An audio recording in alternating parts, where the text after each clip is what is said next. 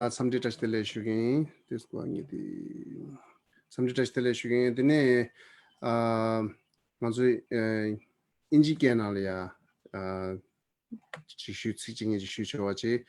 Namgu Nazu Pui Lobji Chitu Pugaran Alia Shuga, Pugaran Zamaja Tabichigure, that Tarin Nangdu, Choja Hako education windu, and the Maganium Shubati Manche, Shunge Chagiore, Ukranzu Ji Chane Gig, the Kazutangi Mahamanin, and the Ranzu Choja di Sabu in Zaya, indicate on a Godin Chikotsu share your Sambidu, Chazangazu, so indicate when Tonikuti sharing. So I'm very happy pleased to welcome Dr. Geshe Thupten Jinpala to our online Tibetan education classroom for his second appearance. So thank you for that. And as you all know, that our topic is the relation between the view of emptiness and how it can be able to be applied in daily life. So I think the Geshe will be the perfect person to teach this class, as here it is clear to me that he is someone who practice the essence of this relationship. This is evidenced by his high degree of humility, despite his great knowledge, and the fact that he could easily charge us a high sum for his time, as other professors do. But yet he chose to share it freely with us, not just for us, many other places he do that. And then I'm sharing this because how much understanding emptiness and practicing emptiness to help our daily life. So this is the point here. Geshe is humility. If Geshe has a very strong like a pride, he will not accept to come to us, and he easily accept it because this compassionate. And then also, as I said, he's not really greedy. It's not freely to sharing his own knowledge. This is the best example for our topic today. And then we have a many young, and then they will be become in future professor or doctor. Please be follow as Geshe. Thank you very much for Geshe coming to us.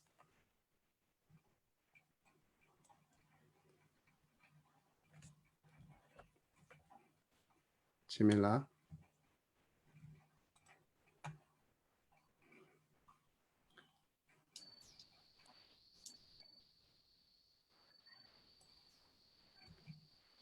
Chimi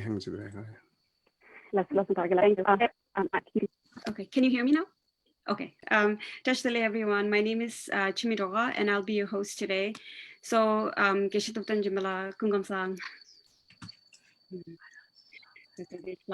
And everyone for taking the time to attend today's session with our guest Geshe Thupten Jinpala on the importance of Buddhist view of emptiness, and also a special thank you to Geshe for taking the time to be here today despite your busy schedule. Today's session is part of our July Lhaka series, so I'm sure everyone in the audience knows of and about you, Geshe, but as we normally do with all of our speakers, I would like to take this time to introduce you to everyone. So Geshe was trained as a monk at the Shartse College of Gandhe Monastic University in South India, where he received the Geshe Haram degree.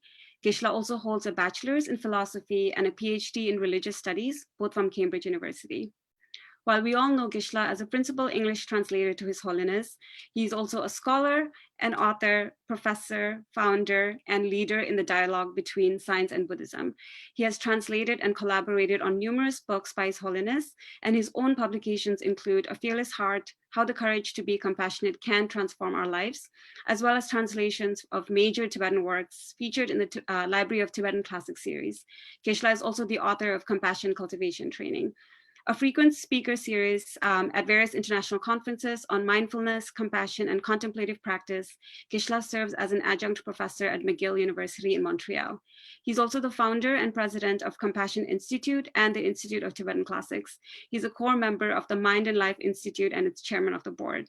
Geshe, we cannot thank you enough for all that you do, and also for being an exemplary ambassador of the Tibetan community. So thank you so much.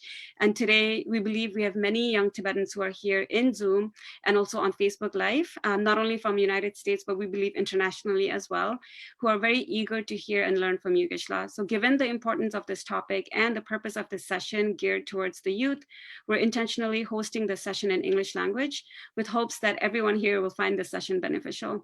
So with that said, I would like to now welcome Geshe Thupten Jinpala to speak on the importance of Buddhist view of emptiness and its daily life applications. Geshe.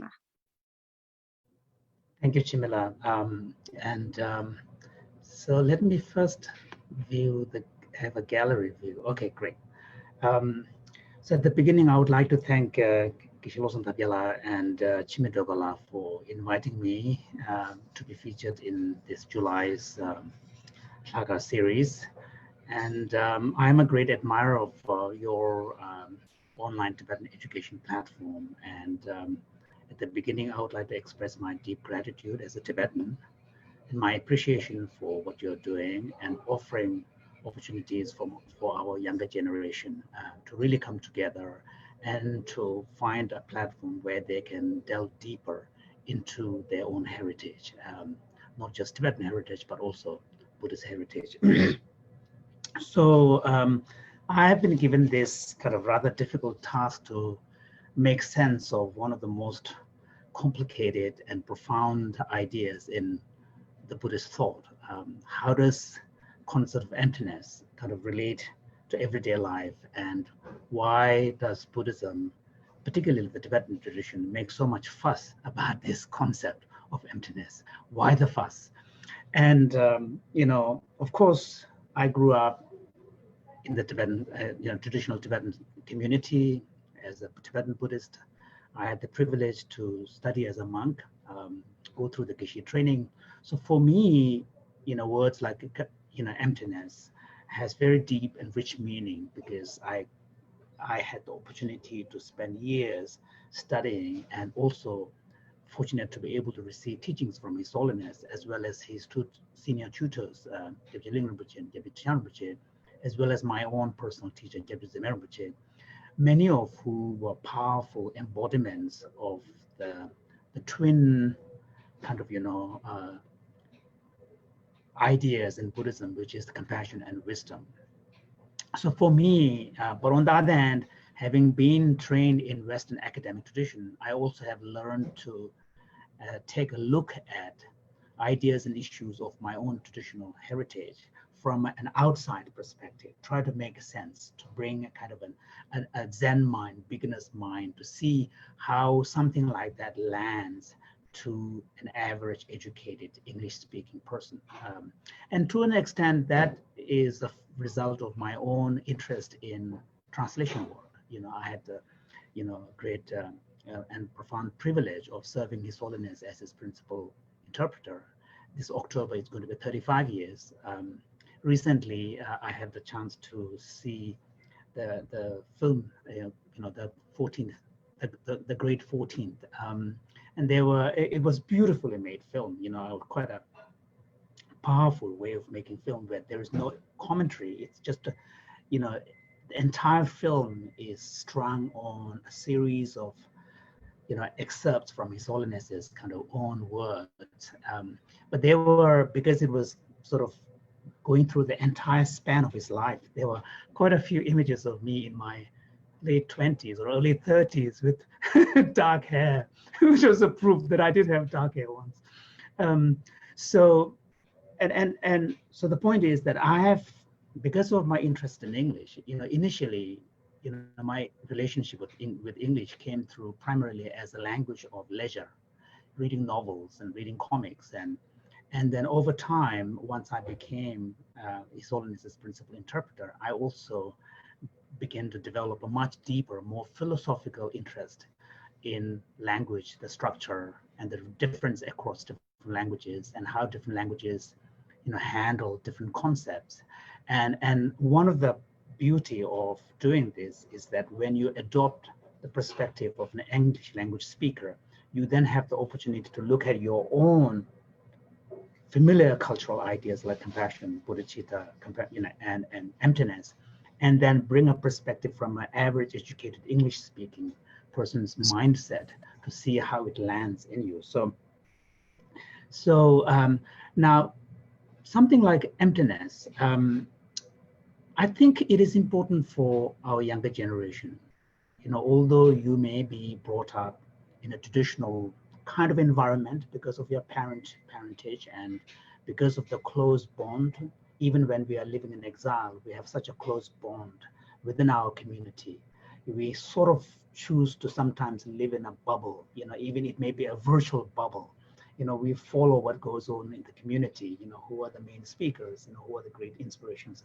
So there is a kind of a bubble. So even though we may be brought up in this way, but majority of the English-speaking Tibetans, who had not had the privilege of studying in a monastery, your worldview, at least the scientific worldview, the intellectual worldview, the educated worldview is really shaped by exposure to contemporary modern thought. So that is a fact. So your engagement with concepts like compassion is probably easier, but particularly the view side, like emptiness, is going to be a challenge. So for example, like if you look at one of the most sacred and revered texts in the Mahayana Buddhist tradition, it's Heart Sutra. From China to Vietnam to South Korea to Japan to Tibet to Mongolia, we all chant the Heart Sutra. And if you look at the Heart Sutra, on the surface, it's a text that is nothing but a string of words with negation. No ear, no eye, no nose. It's really a string of statements of negation. So then from an outsider looking at the Mahayana Buddhist tradition, it's baffling to see a text that is so deeply revered. People memorize it, people chant it, people, like the Zen, in the Japanese tradition, they beat drums to the rhythm of chanting of Heart Sutra.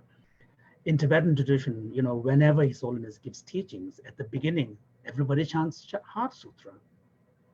But if you look at the text itself, on the surface, there's nothing that would objectively make one feel, wow, this is a very profound, inspiring, moving text.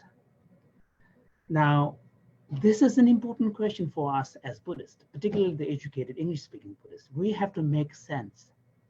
Why is a text that is composed of a string of negative statements come to enjoy such status of reverence and importance in the Mahayana Buddhist tradition? And here, I think it is important to go all the way back to the Buddha. The importance of view really goes all the way back to the Buddha. And Buddha, under the Bodhi tree, the seminal moment of the history of Buddhism really began under the Bodhi tree when Buddha attained enlightenment. And the entire subsequent history of Buddhism can be seen as followers of the Buddha trying to replicate that experience of the Buddha under the Bodhi tree. And what was that experience under the Bodhi tree? That experience under the Bodhi tree was a radical awakening of consciousness. Radical awakening of consciousness to the ultimate nature of reality. And what is the ultimate nature of reality? In the ancient scriptures, especially the non-Mahayana scriptures, it is characterized in the form of impermanence and no self. So we really have to go all the way back to the Buddha to really, for the Buddhists, it's very important to understand why there is so much emphasis on the language of negation in Buddhism, going all the way back to the Buddha. And the idea behind this, and I will read a passage from the Dhammapada. It's a really powerful passage. It relates to emptiness on the, sort of ostensibly, it relates to the concept of no self. But then emptiness is nothing but an extension of that concept of no self. So this is in chapter 11 of Dhammapada, which is one of the most, sacred Buddhist texts. Of course, historians debate about what exactly did the Buddha teach, because the scriptures were written down, now that we know from history, several hundred years after the Buddha's death. So many of the sutras, scriptures, were actually originally in such a style that they are oral. The fact that they are oral is because there's a lot of repetition. Like when you sing, you have refrains that keeps coming back again and again. So sutras have these refrains which shows the orality of the original scriptures. So one of the scriptures that we could actually, that has the highest kind of, status of being accurately attributed to the Buddha without any controversy is the Dhammapada. And there's a beautiful verse in chapter 11 where the sutra reads, "I've gone around in vain the cycles of many lives ever." So Buddha's talking about the samsaric life cycle. "Striving to find the builder of the house of life and death." So basically looking for self. Who's that agent? Who's that creator? "How great is the sorrow of life that must die. But now I have seen you, the house builder. Never more shall you build this house. The rafters of negative karma are broken. The rich pole of ignorance is destroyed. The fever of craving is past. For my mortal mind is gone to the joy of immortal nirvana." It's language-wise, also it's quite a beautiful poetry as well. The imagery here is that samsaric existence is really a function of the creation of our own mind. It's the activity of karma, underpinned by ignorance, which has really created the series of this unenlightened existence. And the process of undoing this is a process of gaining knowledge, insight into the absence of such a self. And once you reveal the absence of such a self, then all the graspings, all the edifice that we have built, like the rafters being torn down, the beams being demolished. So the whole edifice of cycle existence collapses because the impulse, the craving for, continued existence no longer exists. So the point here is that the content of the Buddha's seminal experience under the Bodhi tree is the realization of no self. And this is a profound realization. And this is a radical realization such that soon, immediately after the Buddha's enlightenment, he chose not to speak about it because he was so kind of, taken aback by the radical nature of what he has found that he thought that nobody will understand him. And also the radical nature of the insight is such that it was going completely against the grain of the mainstream ideas of the time.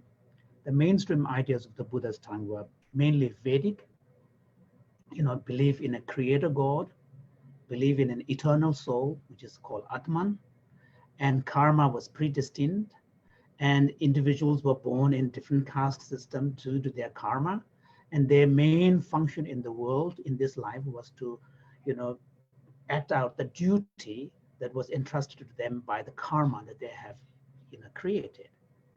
That was, and then the Brahmins were the main custodians of knowledge, and a large part of the religious activity was getting the rituals that are prescribed in the Vedas to be performed.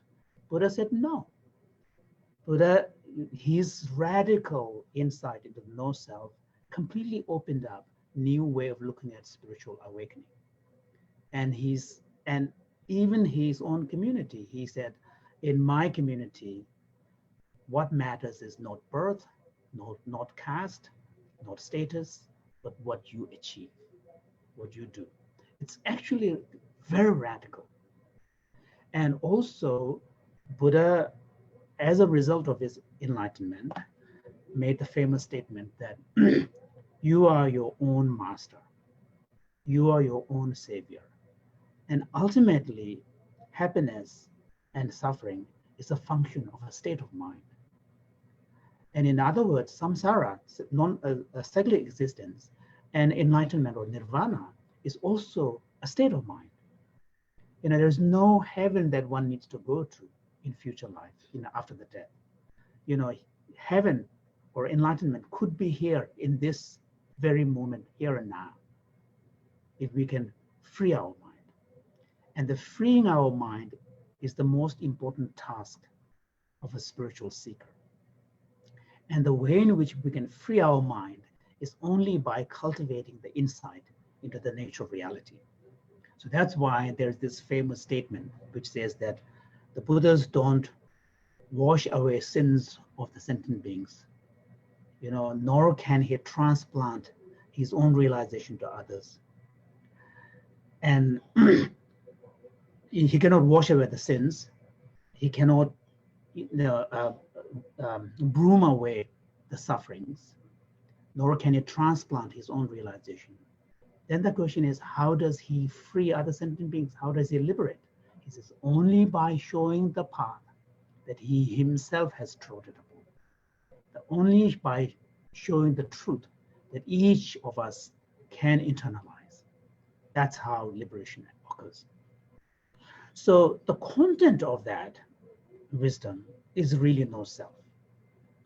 And the steps towards arriving at that no self requires first cultivating our mind to let go of belief in permanence. So therefore, the first step is really impermanence.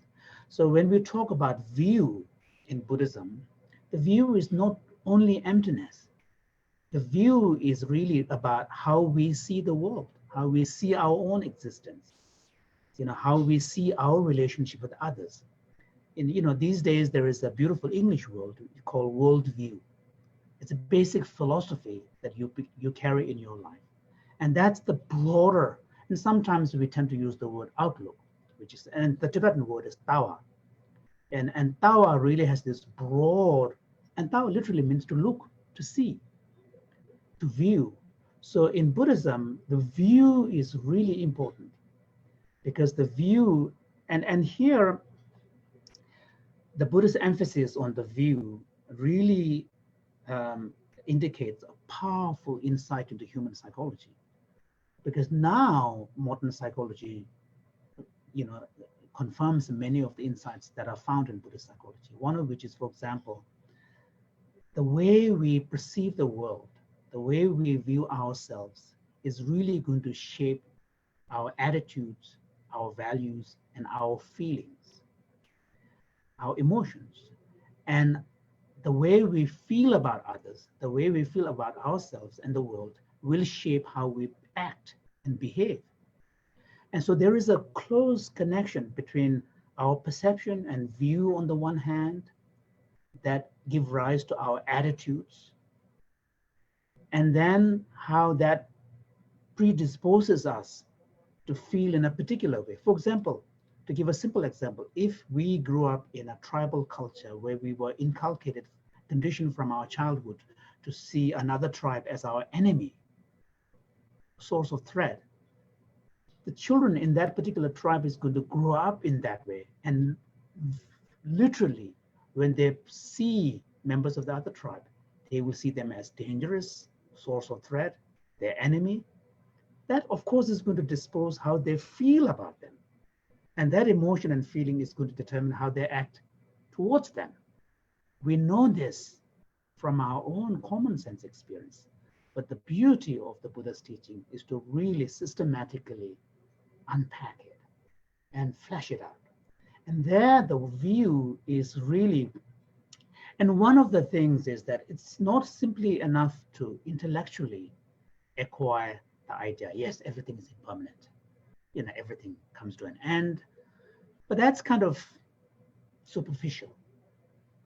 What Buddha is trying to get at is to really cultivate the view to a point where you feel it viscerally.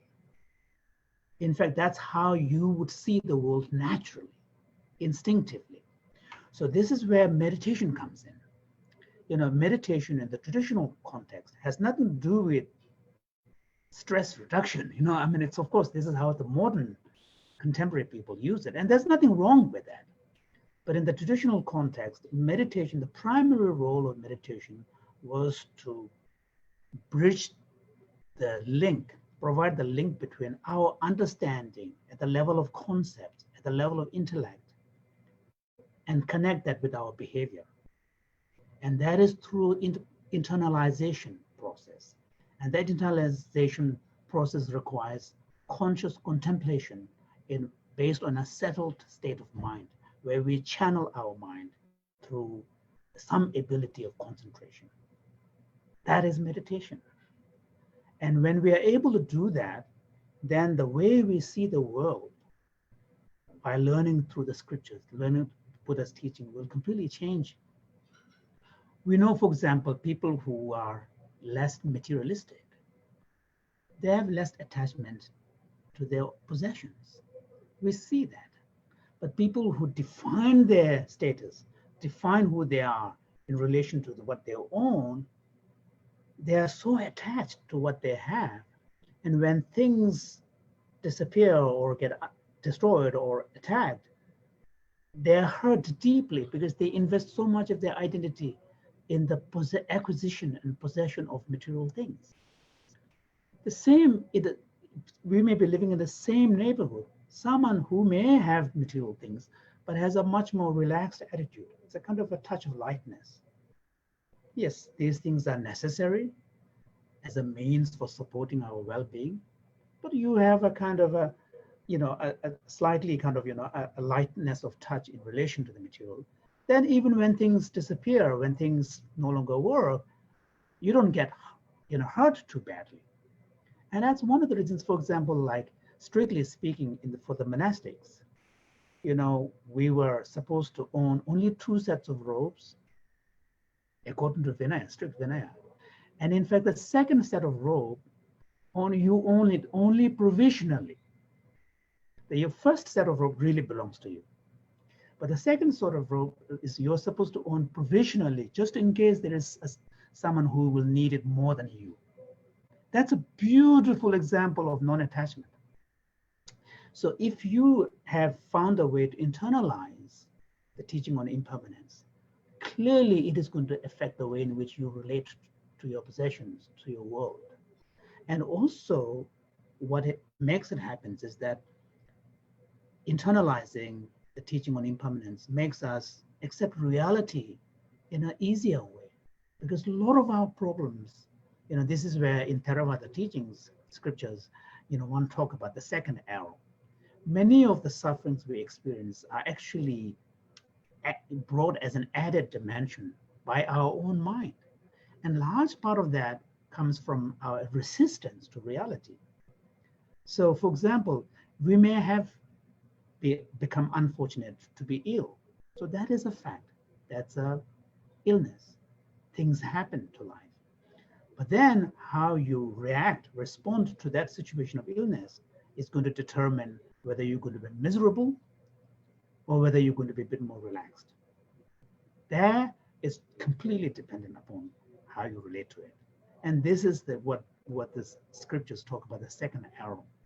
The first arrow, as human beings, I don't think we can avoid it. This is where the Shantideva's teaching is very powerful. The idea that in order to protect yourself, if you want to cover the entire face of the earth with the leather, this is a totally unachievable task. But the same purpose can be achieved by covering your small surface of your soul. You don't get pricked by thorns. So I think this is, so the second arrow is brought about by our own mental attitude. And this is the area where what kind of view that we have matters. So that at the fundamental level, the first important view is really about impermanence. And once you have a deeper appreciation of impermanence, then it will open up the space for thinking more deeply about no self. And no self, again, is a profound concept, because if we think about it, each one of us, whether we are conscious about it or not, we are the center of the universe. Our perception of the entire world starts from us, each one of us. That is the frame of reference we have, okay? So clearly, even to function normally in the world in a conventional way, presupposes that you have such a core, you have such a center that you call you, that you call me. So the Buddha's teaching on no self, the radical nature of it is to really question that, to really challenge that, and suggest a way in which you can still be robustly committed to laws of karma, except cause and effects, and everything that is in the world, but at the same time, not have that stickiness of grasping too much. And in the end, if you look at the Nagarjuna's teachings, one of the most historically important kind of initiator, elucidator of Buddha's teaching on emptiness is the 2nd century philosopher Nagarjuna. In the Tibetan tradition, we refer to him as, Sangye Nipa, Dhamma Nipa, Jawa Nipa. So the second Buddha, he's referred to as the second Buddha, and he deserves that, epithet. And Nagarjuna, in his, treatise on the middle way, talks about what is the ultimate purpose of Buddha teaching emptiness. He talks about the purpose of teaching emptiness, the characteristic attributes of emptiness, and the meaning of the word emptiness. And he says that the purpose of teaching emptiness is to really help us remove or overcome conceptual elaborations, dualistic perceptions that we project onto the world, which really underpins all of our reactivity of emotion. So there is a beautiful psychology there where he says that just, if you examine, any strong emotion that we experience, such as attachment or anger or hatred or jealousy, these emotions are our reactions in relation to things that come into contact with us, okay? And, and the basic propulsion is either takes the form of attraction towards something or repulsion, aversion from something, or indifference, okay? So both the attraction and aversion are actually underpinned, although they may seem like an opposite, engagement. One is engaging and one is disengaging and turning away. Nagarjuna shows us how both of these reactions actually come from the same impulse, which is a tendency to grasp. So the tendency to grasp is what leads to attachment. And we think it is going to be valuable to us, helpful to us, desirable. We feel attracted. Attachment is the emotional reaction we bring. If we feel it as a source of threat, undesirable, and then our emotional response is to turn away in the form of aversion. But the basic mechanism from which these are arising is the same grasping. And that grasping presupposes some kind of really objective thing that is out there as we project onto reality. And that presumes permanence where there is no permanence, because things are always changing. And it presumes independence where there is no independence. So Nagarjuna's, the genius of Nagarjuna is to really take this essential teaching of the Buddha, which in the Mahayana Sutra, the most famous examples are the perfection of wisdom teachings, such as Heart Sutra. Nagarjuna's genius is to really take this concept in a very rigorous way and to really show that every single concept that we may have, truth, self, cause and effect, causation, condition, even nirvana, even Buddhahood, to show that every single concept is utterly contingent. There is no such thing as primitives, as the philosophers would call it, where you reduce the macroscopic world which is the manifest world that we experience, and reduce and get to the final bottom and say, these things are ultimately real. Nagarjuna's task is to show that, and he takes every single example, time, self, causation, condition, even Tathagata, the Buddhahood itself, karma, nature, every single, including definition, every single category, and shows how each of these categories are ultimately a construct of the mind. And not just construct, but construct that presupposes contingent reality. So there is, because normally when we think of fire, we think an objective, fact that is out there. But Nagarjuna shows that even the concept of fire itself makes sense only within the larger context of conventions where there is a fuel and fire burns. And we know from our personal experience, if we touch it, we're going to get burned. So he shows that, and one of the important things that he's pointing out to us is that we bring a kind of a naive attitude to our perception of the world. And that naive attitude is so conditioned by the language structure that we have. All languages have distinctions between nouns and adjectives. And nouns, we believe, reflect the things, refer to things, and adjectives, we believe, refers to the properties of these things.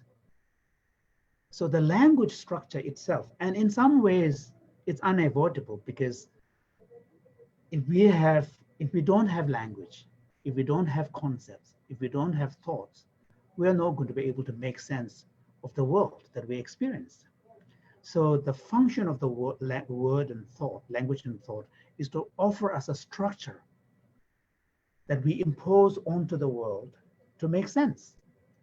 And there's nothing wrong with it. But Nagarjuna is saying, but the problem is, we then believe the map that we impose to the world to be the actual world itself. And in this way, and this is where Nagarjuna is such a genius of, His Holiness often talks about how some essential ideas, the key insights of quantum physics, have been discovered by Buddhism a long time ago. He is referring to Nagarjuna. Nagarjuna's philosophy, not only shows the extreme relativity of everything, time. There's a chapter in his treatise on the middle way, which is a chapter on the relativity of time. In modern times, we think that even the term relativity of time was invented by Einstein. But the relativity of time as a concept, not as a scientific idea, as a concept, as a philosophical idea, is there in Nagarjuna. And ultimately, what Nagarjuna points to is the equation between emptiness and dependent origination. So there's a beautiful line which His Holiness often cites, where he talks, when Nagarjuna says that which is dependently originated, that has been stated by the Buddha to be emptiness. And it is dependently designated, this I call the middle way. So there is an equation that takes place between dependent origination and emptiness. And this is what Nagarjuna says is the meaning of the word emptiness is dependent origination. So it's not just negation. So what Nagarjuna is getting at is that, and here it comes quite close to quantum idea, that Nagarjuna is saying there's nothing wrong with using language, concepts, conventions, and so on to make sense of our experience. Where we go wrong is when we start believing these to be objectively real. And this is where actually a lot of the problems come, even across people, like history. Each people have that version of history. They believe too much in the truth of their history, and their history narratives clash, and you have a problem. So Nagarjuna is pointing out the kind of the conventional nature of our experience of the world and the description of it. And he's showing us that there can be no such thing as an ultimately true, complete description of the world, description of reality. the description of reality is always going to be conventional, relative to a particular framework. And at best, the way in which we can characterize reality, if we are not going to use negation, is dependent origination, interdependence. And so here, he even goes to the point where he suggests that what matters in the end is to recognize the relationships. And there are no, it's the world is not composed of independently existing things like billiard balls coming into interaction with each other. The world is deeply intertwined. And even when we use the concept of now, the present time, the present, there is no such thing as a single point in time that we can call this is the present, because the present is always going to have a leftover of the past and indication, early portent of the future. You can never totally disentangle time in terms of these discrete points in present, past, and future. Same thing with everything. So our concepts and language are in some sense kind of, approximate, useful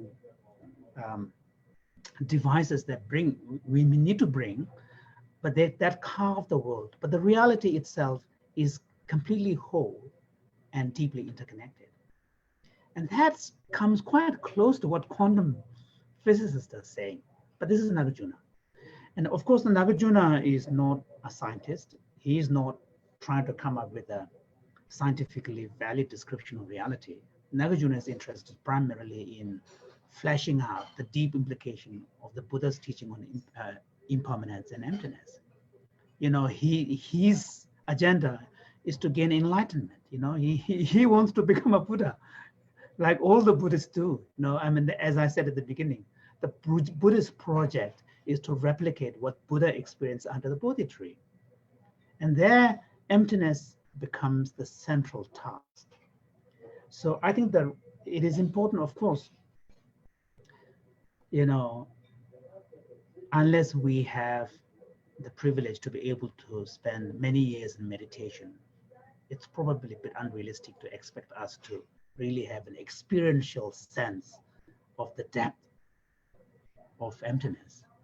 But if we study a little bit, I think we can at least begin to smell what it must feel like.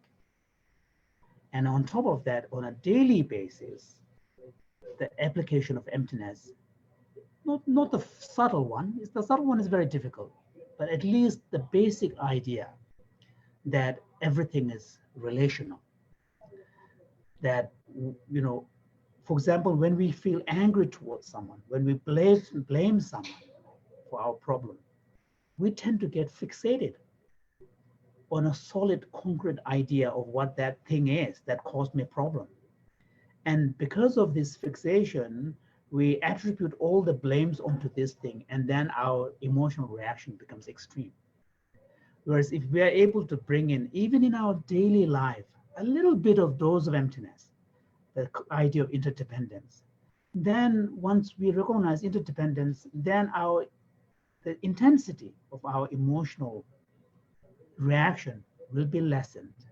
And there will also be a kind of a greater opening and humility as well. So I think that this is why, if you look at elderly Tibetan monks and nuns, you can feel there's a kind of a deep sense of settledness. There's a deep sense of relaxedness. And it's almost as if, yes, I've been there, it's not a huge deal kind of thing. And that's very beautiful, because not only the person himself or herself experiences the world in a much more settled and peaceful and joyful way, he or she is also able to create that atmosphere around the person. So, this is one of the reasons why it doesn't matter whether you're religious or not, whether you're a Buddhist or not, anyone who has ever had the chance to sit down with His Holiness, even for 5 minutes, comes out completely transformed. Because they can feel, many of them can feel for the first time what it must feel like to be truly comfortable in your skin. That level of relaxedness, that level of sense of ease has to come from a spiritual awakening and deeply rooted in some internalization of teachings on impermanence and emptiness. And then one of the beautiful things about the teaching on emptiness is that because relationality, interdependence becomes the primary perspective that we bring to the world. So once you get out of emptiness, what do? In the emptiness meditation itself, it's like a stripping off layers and layers of onion peels, And in the end, onions, when you peel it all off, there's nothing left. There's no core. So this is in a way what is happening in an emptiness meditation. But when you come out of the emptiness meditation, you have to re-engage with the world. Then what is the perspective that you're supposed to bring that is most helpful? Is the relationality, interdependence. Instead of seeing the world in terms of independence, we see the world in terms of interdependence. Instead of seeing the world in terms of discrete selves interacting with each other, we see the world in relational terms, including our own identity, we define in relational terms. So then it really opens up, particularly to compassion, because when we deeply acknowledge the power and importance of relationality, then compassion has to be the key value, because a deep relationality is going to open our eye to be able to empathize with fellow humans. And the core feature of compassion response is the ability to connect and empathize. And the ability to connect and empathize can only come if we honor that relationship. So this is why in Mahayana Buddhism, there is such a close link made between compassion and emptiness. The idea is that if we are able to peel off all the layers of projections that we put on, which is self-referential, which is the normal attitude of a human being, because it's all about me, it's all about my view. If we're able to peel them off layer after layer, what emerges is the appreciation of the relationality, and then our relationship with the person in front of us. And this is how compassion becomes almost like an expression of the wisdom of compassion, wisdom of emptiness. So emptiness and compassion have a very intimate relationship. Actually, emptiness is what opens compassion, but also compassion arises as a result of deepening into emptiness. And also the insight into emptiness also offers a kind of a pair of sight, eyes, for the compassion to affect in a skillful way. Because, there's a saying, the road to heaven is paved with good intentions. Even with the greatest compassion at heart, it's not always obvious what is the right thing to do in a given situation. We may bring the best intention, but if we are not insightful, if we are not wise, we may end up doing more harm than good. And there again, wisdom has to be the eyes. Wisdom has to provide the sight to the heart that is compassion. So in this way, now in the Tibetan tradition, of course, we bring emptiness in the context of Vajrayana tradition as well. And one of the beautiful things about the Tibetan approach to emptiness practice is bringing a more kind of sentimental is probably not the right word, inspirational, emotional approach, which manifests in the form of meditators writing experiential songs on the view. They're called tagur, songs on the view. And they are really beautiful. There are some beautiful songs on the view by 7th Dalai Lama. And what they do is it's basically, if you look at the philosophical text, it's an approach that is quite rigorous, dense, because philosophical approach wants to make sure that no stone leaves unturned where a grasping mind might hide to seek heaven So that's the role of the rigor of philosophy. But what the songs of experience, the Guru does, is to really evoke that, what it feels like for a yogi to experience emptiness. And those are really beautiful. And I think this is where the Tibetan tradition, it's in some ways, it's quite, I mean, in a way, one could say that in India, if you look at the Nagarjuna wrote two different distinct genres of text. One was rigorous philosophical text. Others were written more in the style of hymns and praise to the Buddha. They are very inspirational, very poetic, very evocative. Language uses a lot of metaphor. So the Tibetan Guru tradition, this experiential songs tradition, is following the second genre, where the rigor and specificity and precision is not really important now. The importance is to evoke those kind of, emotional reaction, kind of use metaphors. Even the Buddha himself in the sutras used a lot of metaphors, and the yogis, particularly in the experiential songs literature, will use a lot of imagery. And the idea behind all of this is that for a yogi, everything that you can perceive can be seen as a source of teaching on emptiness and impermanence.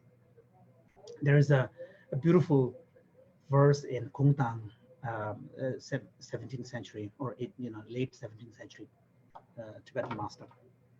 He says that to a yogi for whom every perception or experience arises as a spiritual teaching, there is no shortage of Dharma teaching. There's no shortage of instruction. He says, just as in the clearings of thick forest, there are no shortage of fallen leaves. It's beautiful. So you can see this, that's the power of poetry, using imagery in such a powerful, evocative way. So I think in the Tibetan tradition, one very unique approach is to bring that poetic, experiential side to the engagement with emptiness. And another approach that the Tibetan tradition has is called Tachi, guide to the view, which is particularly dominant in the Gelug tradition coming from Tsongkhapa, where there are instructions that are structured step by step, which are really powerful. But in order to use Tachi particularly, I think it kind of presupposes that you have done your basic philosophical work first. so I don't think there is any shortcut there. But it is a practical manual, and called Tachi means guide to the view. So that's another important innovation of the Tibetan tradition. So to conclude, the point I want to make is, of course, in an hour of time, I cannot do justice to the topic of compassion, topic of emptiness.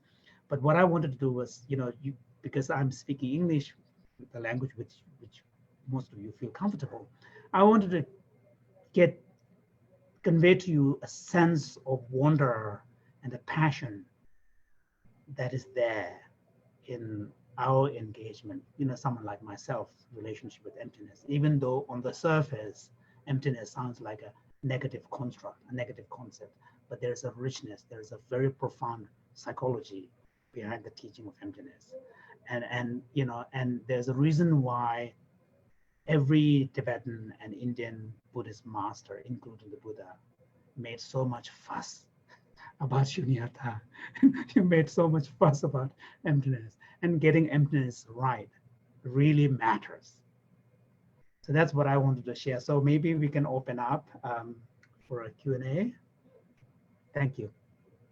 So thank you, Geshe. I think that was really helpful and insightful. And exactly as you mentioned, His Holiness has also mentioned in many of his teachings, Tongni Dawa Gom, Chanjus and Bagom. So there's a lot of emphasis now on meditating on emptiness and compassion. So I think, understanding that and realizing that there's something more that's out there, having you come here and share the information. So thank you so much. So with that, I'll just start the Q&A session. So in advance of the session, we did request our social media followers to provide any questions that they had. And so I'll start with those. Hopefully we'll have time afterwards to address questions from Zoom.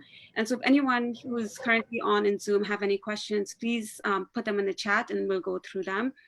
Okay, so first question, Geshe, I think you touched on compassion and emptiness and the inherent kind of link between those two, and also how emptiness can help generate compassion. But could you elaborate just a little bit more on that?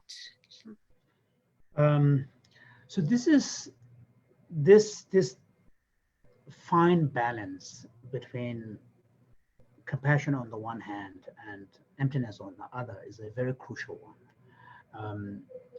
One of the things is that if you don't get emptiness, if you don't approach the teaching on emptiness in the right way, you could fall into a form of nihilism.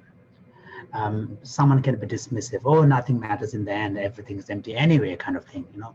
So, and this is why in Buddha's own teaching, in which Nagarjuna particularly emphasized, is that our worldview needs to be constituted by understanding of two truths: the relative truth of everyday life and experience, and the ultimate truth of emptiness.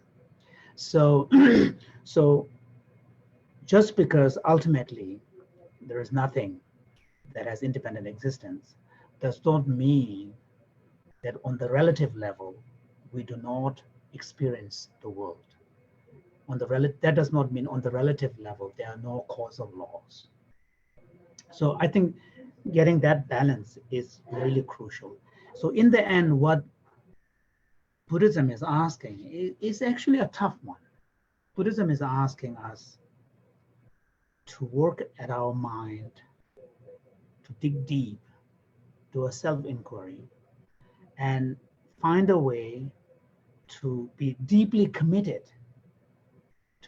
to the mission of compassion, and to embrace karma, to believe in the law of cause and effect, but at the same time don't get fixated and attached on an outcome.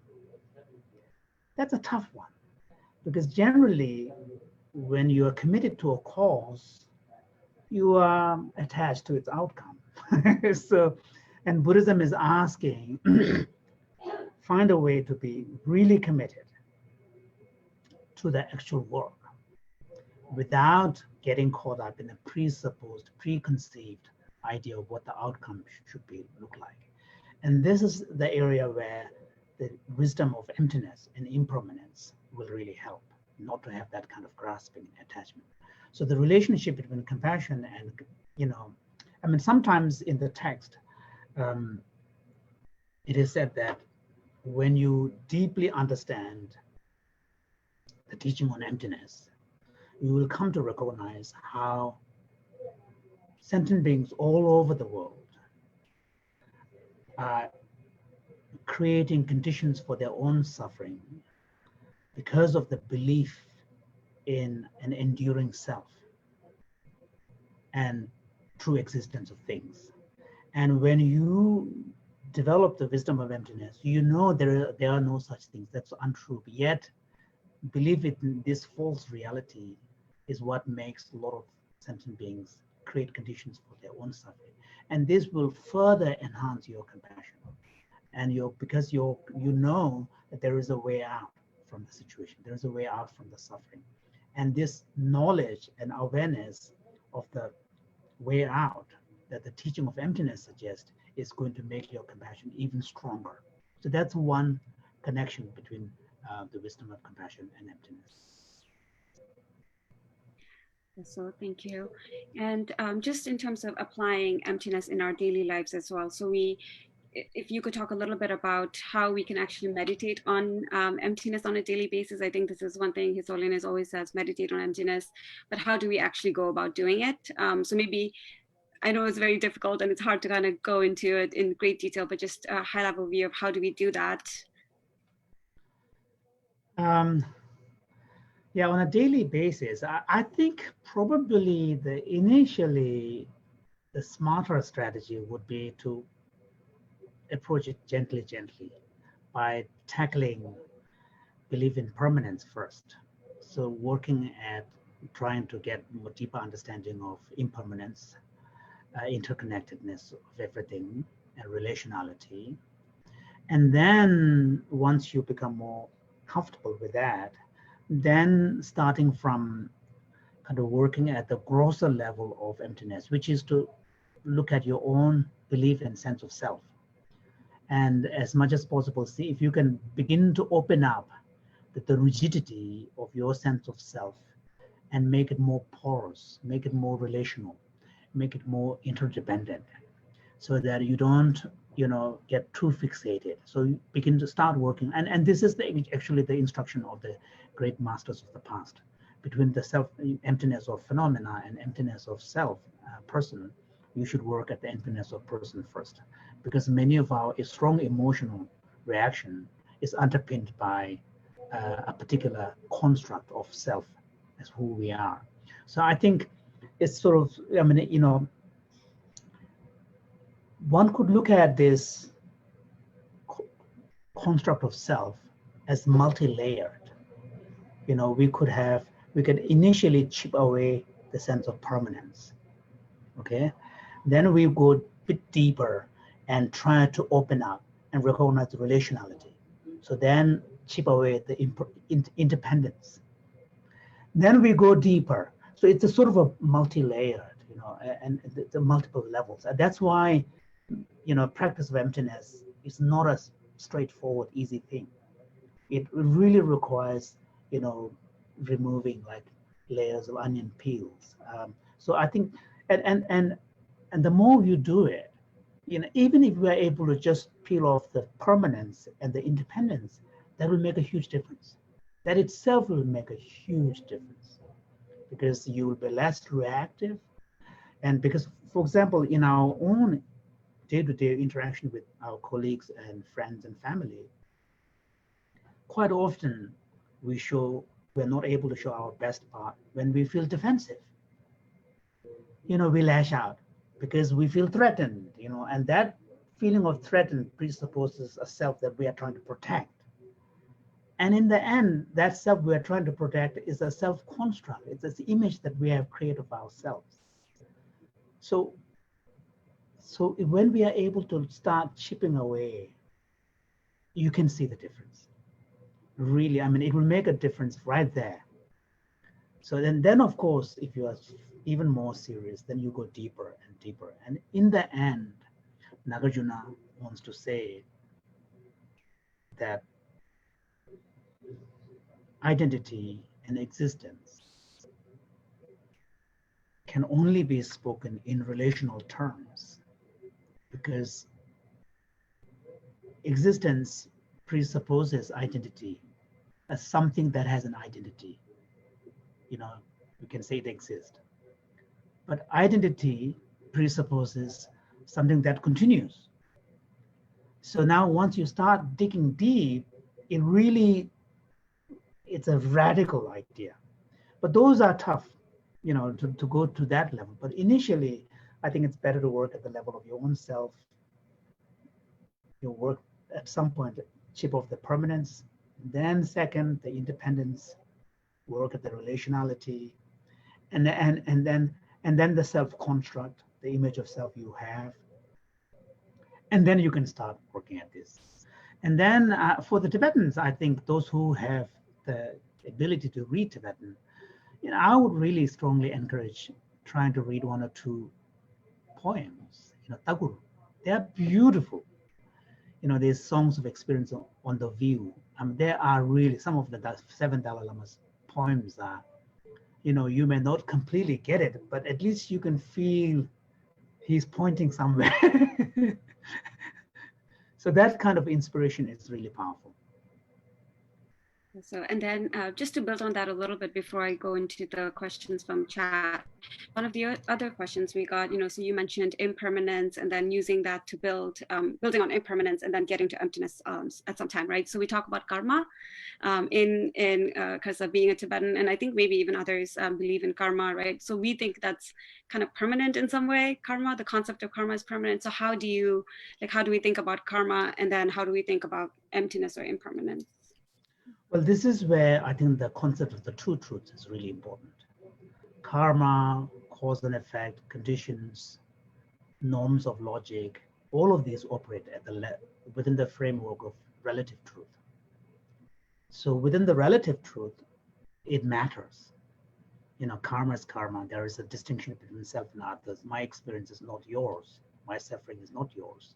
So all of these differentiations are really within the framework of relative truth. And there,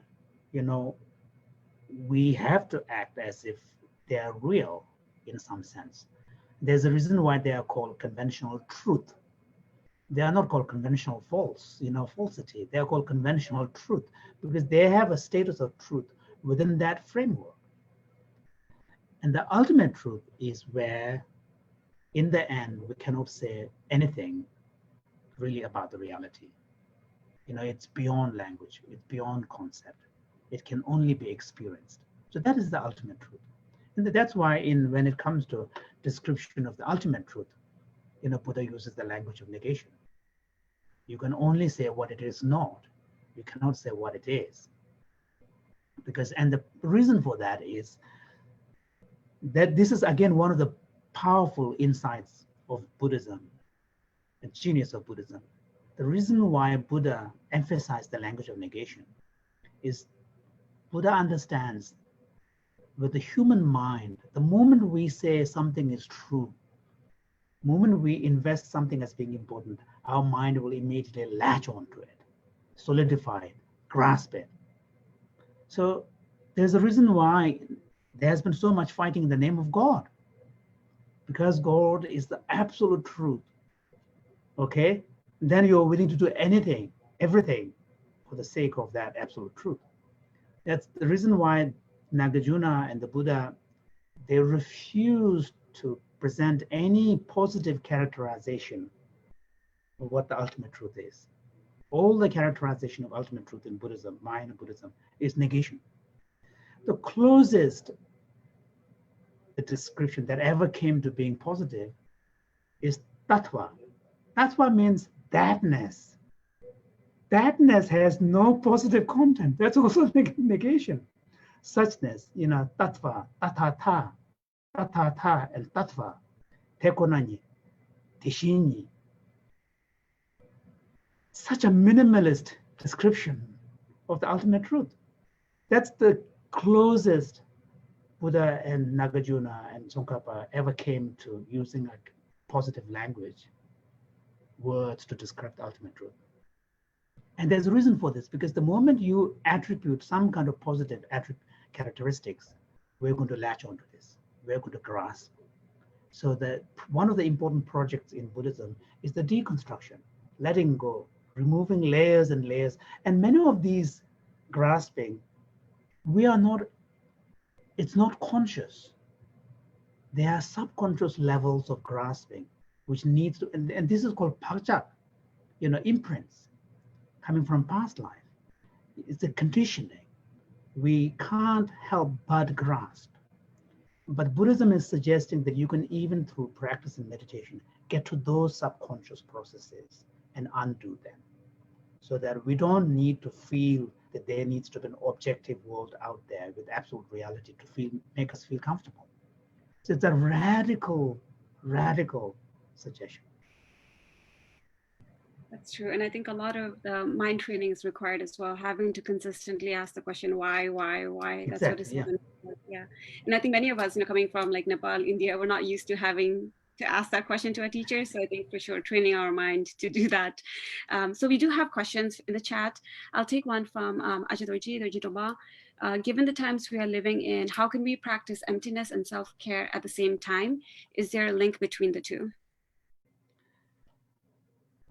Definitely. I mean, again, it's the two truths kind of idea, because if we take emptiness seriously, then we come to recognize the importance of appreciating relationships and being able to see the world more in relational terms than in terms of independent, discrete facts. And in that context, then your self-care also becomes very important, because, in the end, self-interest and others' interest, you begin to recognize the relationality of that. And one of the also things is that as you deepen your understanding of emptiness and the relationship, then you also become wiser, and you come to recognize that taking care of yourself is not a selfish activity. It's in fact, it in fact can be an altruistic activity so that you could be more available for others. So in some sense, cultivating self-care is like making sure that your house is good enough to be able to invite and offer, be a host to others. So I think this is where I think it's important, because sometimes those of us who grew up in the Tibetan culture, especially in schools, you are told, don't be selfish, don't be selfish, don't be selfish. So that sort of, and makes us feel uncomfortable thinking about our own self-care needs.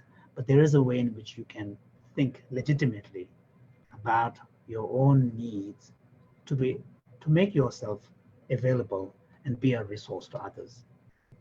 And in fact, those of us who do daily Tibetan practice, we say, we reaffirm Bodhicitta in the morning.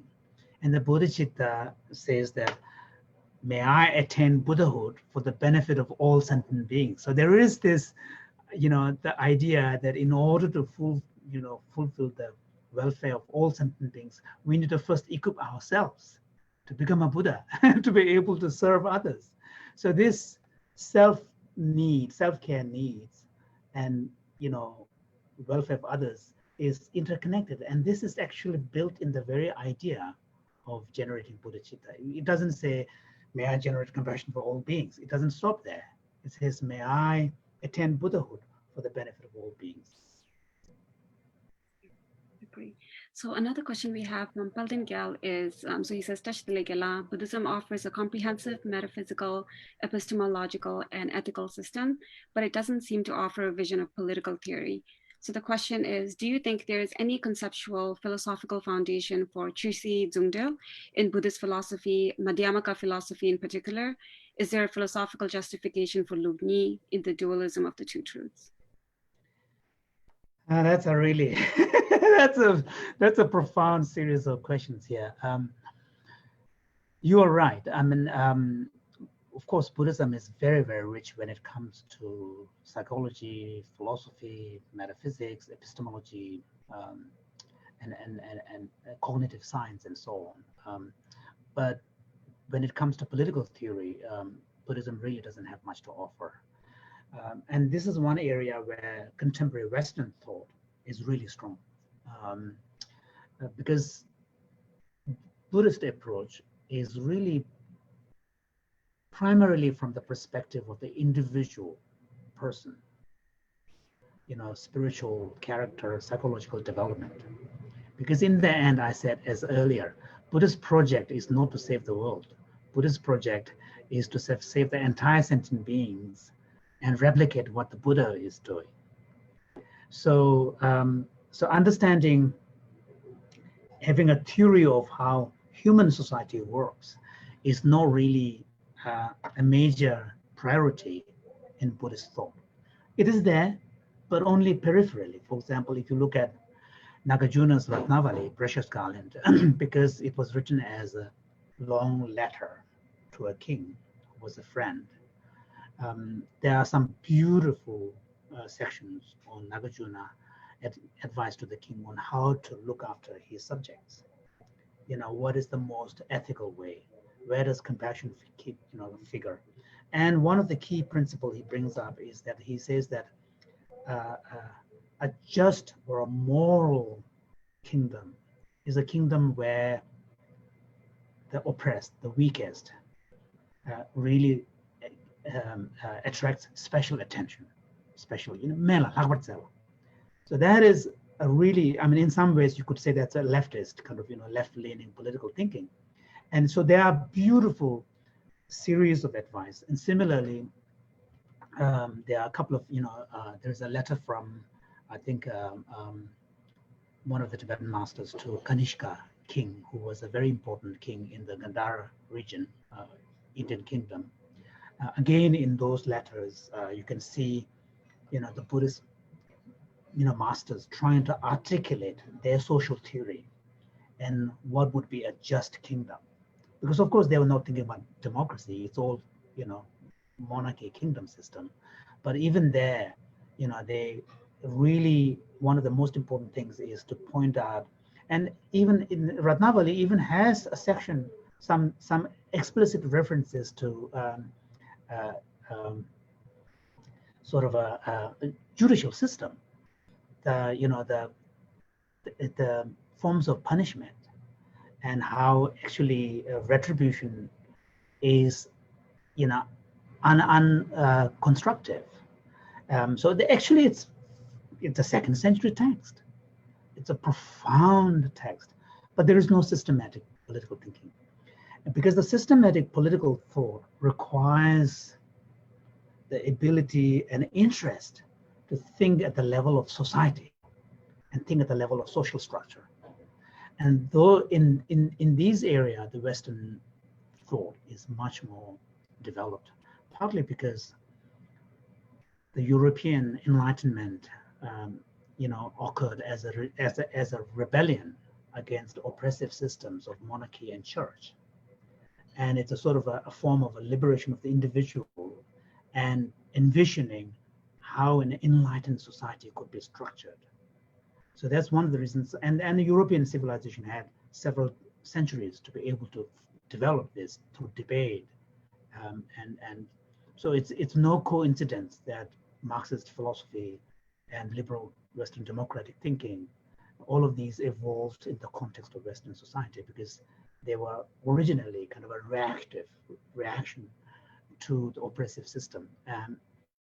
So Shuzi Zungdel, I don't know. I mean, I don't think, His Holiness, I can't speak for him, but I think it is the great wisdom of His Holiness to realize that the formal political institution where the temporal and the spiritual are combined in a single authority is outdated. And he demolished that system. He seized that system. That, I think, is a great wisdom, because there is a saying, politics corrupts, or power corrupts, and absolute power corrupts absolutely. And there is a truth in that.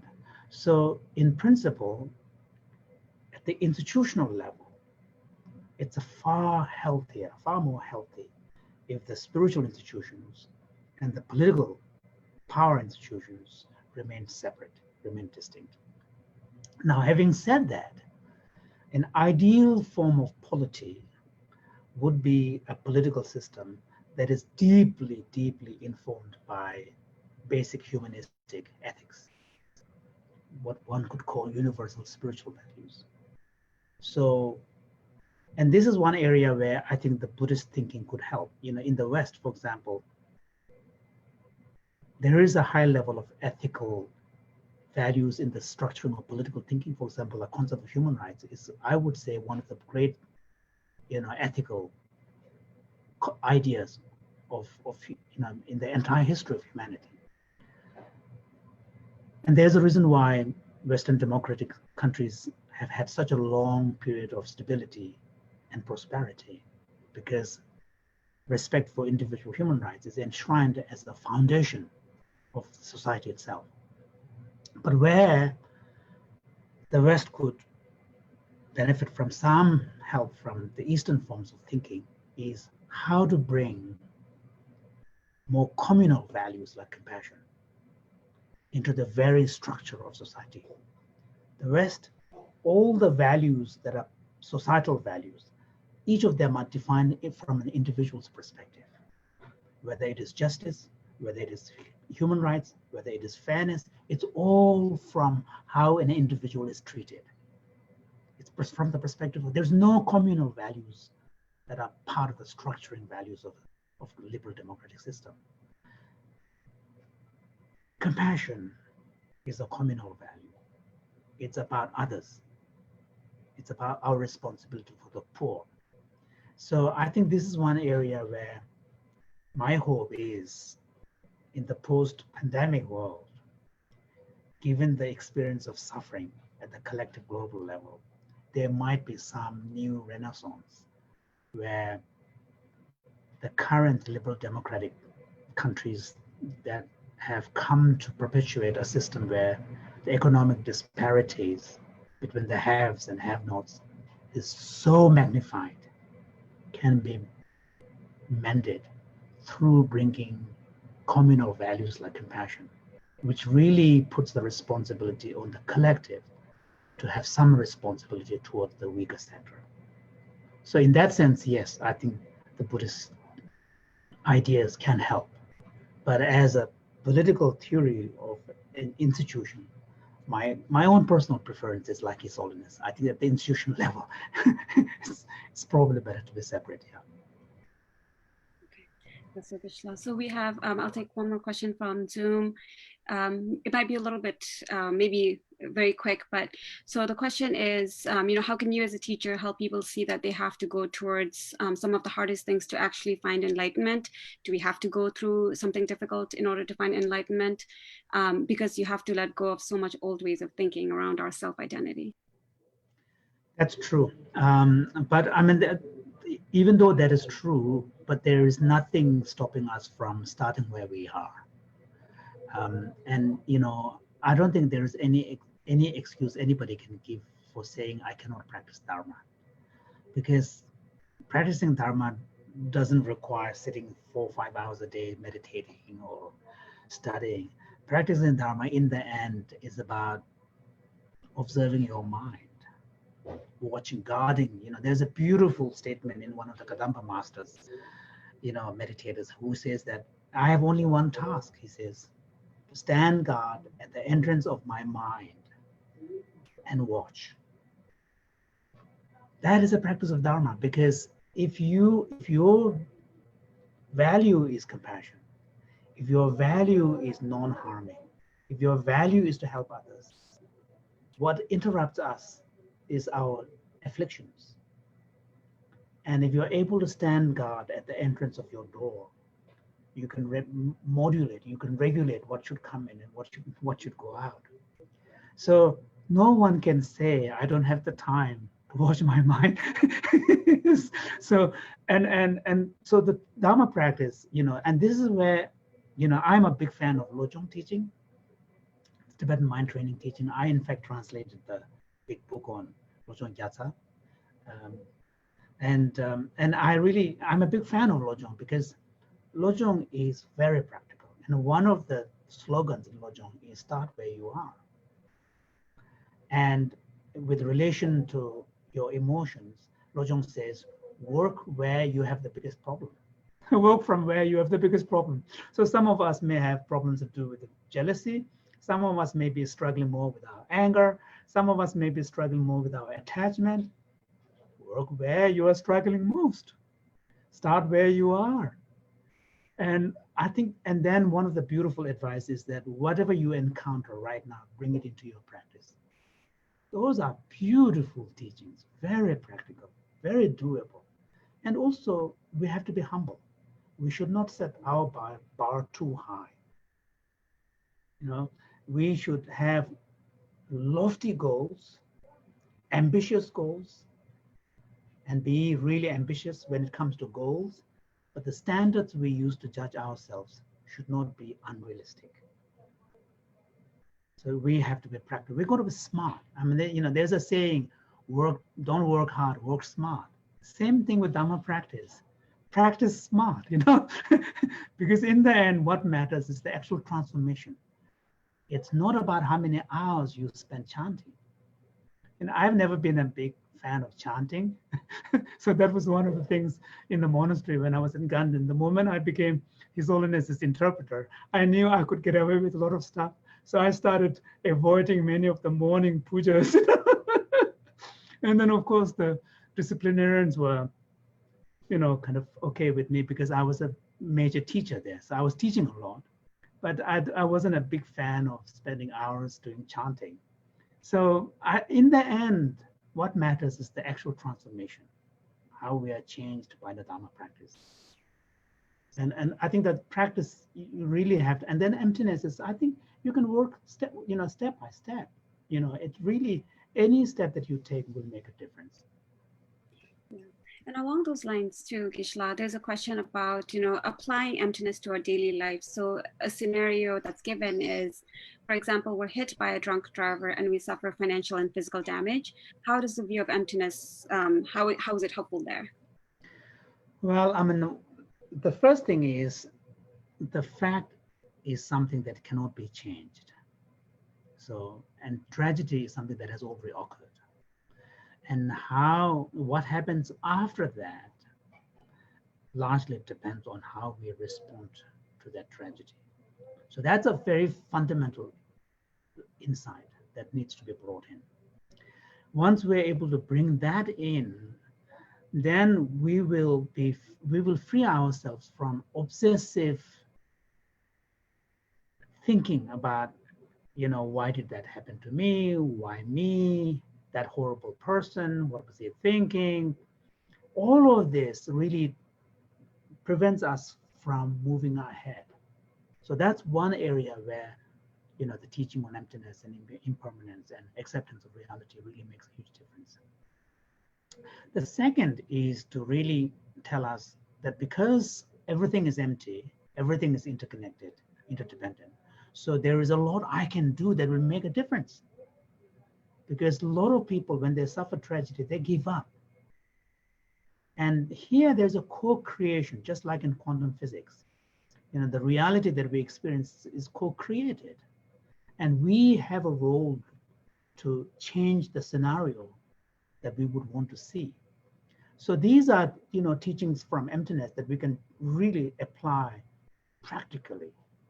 And if nothing else, at least at the level of our peace of mind, we can feel, and then of course, the more relaxed your mind is, better your immune system is, works to be able to, benefit from the healing process. So that, mind and body are so deeply interconnected. We're beginning to recognize that, understand that in science, even though it's so far away, that relationship between mind and body. But mind really plays a big role in the healing process. And being able to bring courage, being able to create that space, and being able to let go of resentment. Of course, you have to confront, if it requires taking someone to court, you do all of that, but you can do that with a sense of proportion. Okay, and this is where I think the teaching on emptiness really makes a difference. I mean, I think I've mentioned this often, there's a beautiful Tibetan saying that the power of Dharma needs to come out, especially when you're going through an adversity. And there's the saying that says, so this is that there's some people, this author is talking about the monks, some monks look so holy when everything is going well, the sun is shining, the belly is full. But when tragedy strikes, he just turned out to be like any other ordinary person. So that when adversity strikes, that's when your Dharma practice really has to show its strength. That's true, Geshe. And then maybe if we have time for one more question, Geshe. I know we're already sure. 7:30. We have a lot of viewers on Facebook as well. So I also want to address them and kind of say thank you to everyone who's viewing us on Facebook.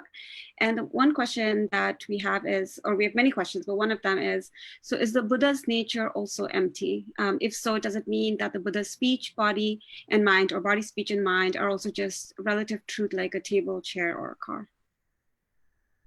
True. That's a radical suggestion. I mean, this is one of the reasons why Nagarjuna, in fact, have a chapter on Buddhahood, the emptiness of Buddhahood. Tathagata, chapter on Tathagata. There's a chapter on Nirvana, because he knows that for the Buddhist, because these are such exalted states, that there is a danger of grasping at them as having absolute status of truth.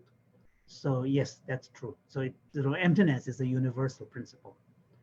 Nothing escapes the kind of the truth of emptiness. So Geshe. So with that, I think we're now out of time. It's been a very insightful hour and a half with you, Geshe. I've learned a lot. I'm sure many have. And there are a lot of questions that we received that obviously we couldn't get to all of them. So thank you, everyone.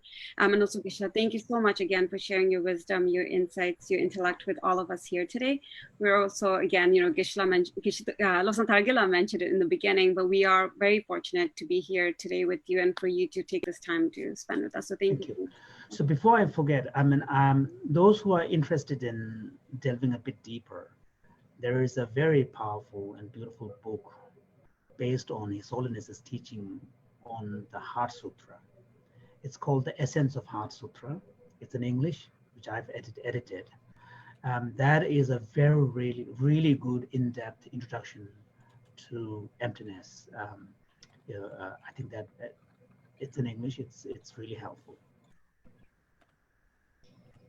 And a lot of people have been sharing the links. So I think that's really good, here and there, because I think, Geshe, you've mentioned a lot of really key publications that, they're available now in both English and Tibetan, and it's just a matter of getting there. So thank you, Dechin, Ajitoji, Geshe, all of you for sharing the links and kind of helping each other learn in this process. So Geshe, with that, I just want to say, Pujana, thank you so much, Katinche. Thank you. Yeah. And thank you so much. And thank you for your interest and your attention and your courage to tackle a difficult topic like emptiness. Thank you. We have a long way to go, Geshe. So maybe before we end, to all the participants, we've shared a Google form, or you should see that coming shortly in the chat. Please take this time to provide us with your feedback. As you know, since 2011, we have been striving to preserve our Tibetan language, our Tibetan religion, culture through hosting various events such as today's Lakar series. And so additionally, we're also hosting weekly Sunday Buddhism classes, led by Geshe Losang Targila. So that's there if you'd like to learn more about emptiness and other Buddhist concepts, or just to improve your Buddhist knowledge or intellect. We also have a Tibetan language program that's going to be led by Khenpo Pemala. That will start Wednesday, July 15th. And finally, we will be hosting our 7th annual mindfulness retreat in August. So please stay tuned for additional detail on that. So with that, again, thank you so much, everyone, for your time and for being here with us today. Thank you, Geshe. Jinpala, Thupten, Dennis, and Jana, or getting Yeah.